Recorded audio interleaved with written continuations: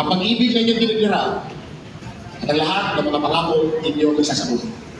Mga minamahal, by the power and authority given to me through the ministry of Lighthouse Christian Community and by the laws of the Republic of the Philippines, I now pronounce you husband and wife.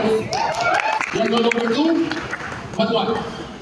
And what God has joined together, let no man put asunder. Ano ang pinagbuklod ng Diyos? Walang sino man ang makakapag-iwalay nito. At sino man ang magpala sa inyo ay magpapalain ng Panginoon. At kung sino man ang pumilit magwasak sa inyo, ang Diyos na ang magwawasak sa kanya. My dear friends, beloved guests, it is my honor to present to you the newly wed couple, Castor and Irish Lakiak. Ito pinakahihintayin ng inyong mga minamahal. Yung lahat ng mga halipin natin iligal. Ngayon lang kayo hahalip ng iligal at sagrado. You may now kiss your bride.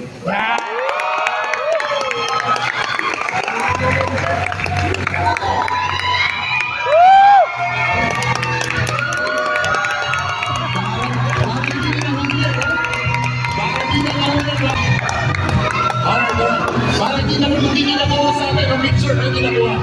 Okay, mga kinakasal, tingin ulit sa akin. Ito mga partner na, parang masyado daw sila nabilisan. Alright? So ito ang gagawin namin ha. Mga bisita, dahil kailangan ma-capture siya, bibigyan natin sila ng 10-second count. Okay? Para mas masarap. Okay, tapos ito po gagawin natin. Pag natapos yung 10 seconds, sigaw po tayo lahat ha. Mabuhay ang bagong kasal. Alright? Okay. Repeat performance. Tingin ulit na malungkit sa minamahal. Alright? Unlike you, beloved, you may now kiss your bride.